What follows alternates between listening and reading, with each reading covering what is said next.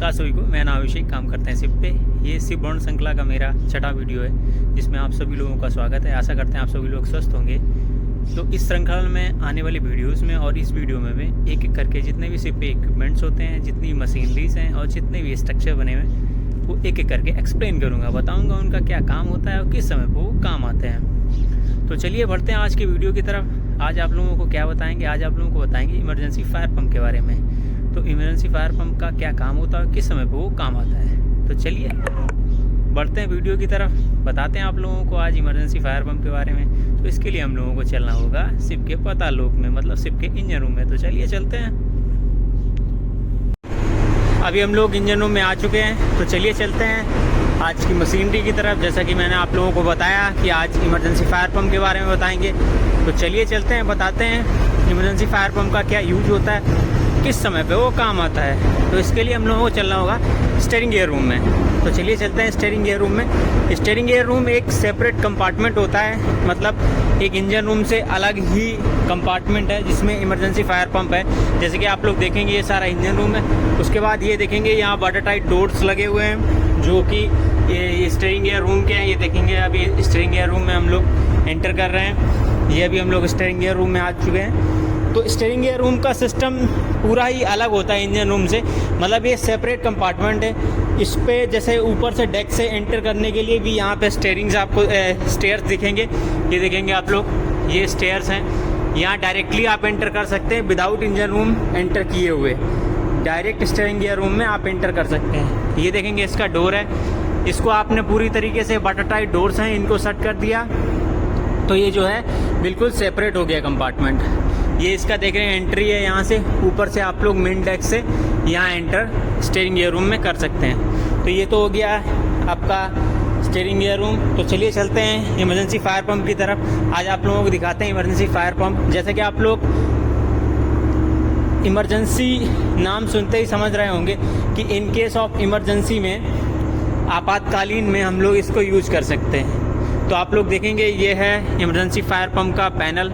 तो यहाँ से हम लोग इसको स्टार्ट एंड स्टॉप, चालू या बंद कर सकते हैं। ये देखेंगे आप लोग यहाँ पे, ये है चालू करने के लिए, ये है बंद करने के लिए बटन। तो ये हो गया पैनल आपका। यहाँ पे लोकली आपको भी दिखाएंगे चल के, अगर लोकली स्टार्ट करना है तो उसको किस तरीके से स्टार्ट करेंगे। ये देखेंगे आप लोग, ये है डिस्चार्ज वाल्व के लिए, जो इसका इमरजेंसी फायर पंप है उसका डिस्चार्ज वाल्व के लिए उसको किस तरीके से ओपन करना है और कब क्लोज करना है। तो ये है ओपन एंड क्लोज इसका। तो ये तो हो गया मेन पैनल इसका। तो लोकली पैनल कहाँ पे है, तो चलिए आप लोगों को दिखाते हैं। तो ये आप लोग देखेंगे, ये तो स्टीयरिंग गियर रूम है पूरा। ये देखेंगे आप लोग, ये स्टीयरिंग गियर रूम है पूरा। इसके और भी नीचे हम लोगों को चलना होगा इमरजेंसी फायर पंप के लिए। तो ये देखेंगे आप लोग, ये लिखा हुआ है इमरजेंसी फायर पंप। ये देखेंगे आप लोग प्रेशर गेज लगा हुआ है। जिस समय इमरजेंसी फायर पंप चलता है उस समय उसका डिस्चार्ज प्रेशर क्या है वो यहाँ पे हम लोगों को पता चलता है कि उसका डिस्चार्ज प्रेशर क्या है। तो ये देखेंगे आप लोग, ये प्रेशर गेज लगा हुआ है। तो जैसे 0.5 MPa हो गया तो मतलब 5 बार हो गया, 1 हो गया 1 MPa मतलब 10 बार। तो चलिए चलते हैं नीचे की तरफ, दिखाते हैं आप लोगों को फायर पंप। तो चलिए, ये देखिए हम लोग अभी आ चुके हैं नीचे। ठीक है, आप लोग यहाँ से उतर के नीचे आ चुके हैं और भी नीचे चलना होगा हम लोगों को। ये सामने आप लोग देख रहे हैं, ये है फायर पंप। सही कहते हैं इमरजेंसी फायर पंप। अभी हम लोग नीचे आ चुके हैं। तो सबसे पहले आप लोगों को पार्ट्स बताते हैं कि इसके क्या क्या पार्ट्स हैं। उसके बाद आप लोगों को बताएंगे इसका क्या काम होता है, किस समय पे ये काम आता है। तो आप लोग ये देख रहे हैं, ये इलेक्ट्रिकली ड्रिवन मोटर है। ये देखेंगे आप लोग, जो कि लाइट से, बिजली से ये मोटर जो है चलता है। उसके बाद आप लोग नीचे ये देखेंगे, ये इसका पंप, इसका ये पंप है। उसके बाद आप लोग ये देखेंगे, ये इसका डिस्चार्ज वाल्व है। डिस्चार्ज वाल्व भी ये मोटर कंट्रोल्ड है। ये आप लोग देखेंगे, इसका मोटर इलेक्ट्रिक की मोटर है। तो ये तो हो गया वाल्व ये पूरा। ये देखेंगे आप लोग, ये डिस्चार्ज वाल्व हो गया। सक्शन वाल्व दिखाते हैं आप लोगों को, ये हो गया इसका सक्शन। तो ये यहाँ से ऐसे सक्शन लेगा नीचे से, और इधर से ये देखेंगे आप लोग स्टेनर लगा हुआ है फिल्टर टाइप का। तो ये तो हो गया फिल्टर। उसके बाद ये जाएगा पंप में। जिस समय मोटर चलेगा ये इधर से सक्शन लेगा और इधर डिस्चार्ज करेगा इस साइड में।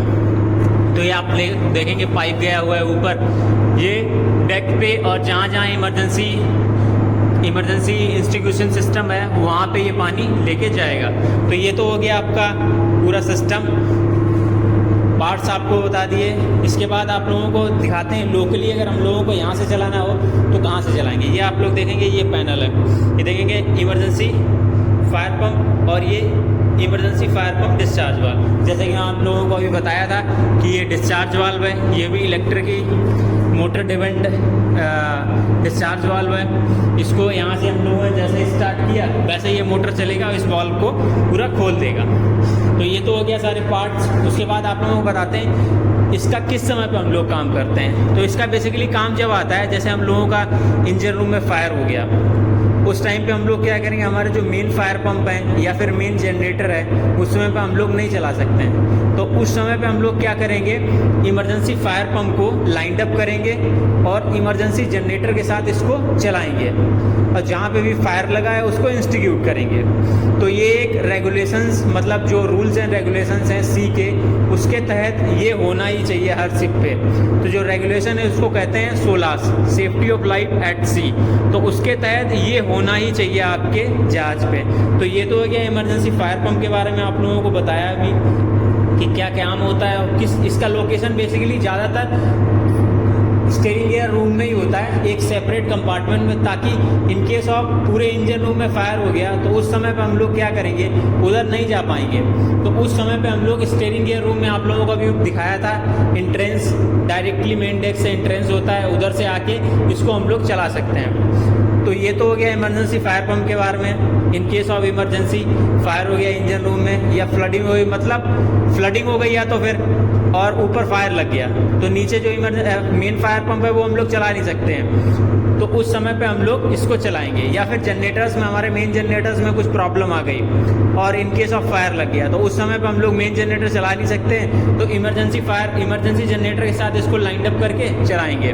तो ये तो हो गया इमरजेंसी फायर पंप के बारे में। आप लोगों ने देखा ये इसके प्रेशर गेजेस लगे हुए हैं, ये डिस्चार्ज वाल्व है, ये सक्शन वाल्व के लिए। तो ये देखेंगे आप लोग, ये इसका लोकेशन है। अभी इतना नीचे उतर के आए हुए हैं हम लोग। तो ये तो हो गया इसका पूरा, मैंने आप लोगों को बताया किस समय पे काम आता है। चलो चलिए चलते हैं ऊपर, आप लोगों को दिखाते हैं कि इसका जैसे इसको चलाया तो हम लोग इसको किस तरीके से चेक करेंगे। तो चलिए अभी हम लोग चलते हैं ऊपर। अभी हम लोग ऊपर आ चुके हैं। ये देखेंगे आप लोग, ये इसका वॉल्व लगा हुआ है, ये आप लोगों को दिखाया था, नीचे से पाइप आ रहा है ये। तो ये पूरा सिस्टम पानी में जहाँ जहाँ इमरजेंसी सिस्टम्स हैं वहाँ पे ये जाता है। तो इसको ऐसे करते हैं, ये मेल एंड फीमेल कपलिंग रहता है, वो यहाँ पे आके कनेक्ट हो जाता है इसमें। तो उसके ही साथ हम लोग जैसे कनेक्ट हुआ, ये वाल्व आप देख रहे हैं, इसको खोल देते हैं। इमरजेंसी फायर पंप को चलाया, इसको वाल्व को खोल दिया, जहाँ पे भी फायर लगा ये पाइप इसको बिछाएंगे पूरा, वहाँ फायर को इंस्टीट्यूट करेंगे। ये तो हो गया इसका बेसिकली काम इमरजेंसी फायर पंप का, बताया आप लोगों को। In case of emergency fire हो गया शिप में या इंजन रूम में तो हम लोग मेन जनरेटर्स को या फिर मेन फायर पंप को नहीं चला सकते हैं। तो उस समय पे हम लोग इस इमरजेंसी फायर पंप का यूज करेंगे।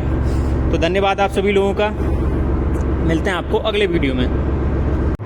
जैसा कि अभी आप लोगों ने देखा इमरजेंसी फायर पंप, आप लोगों को बताया क्या काम होता है, किस समय पे ये काम आता है। तो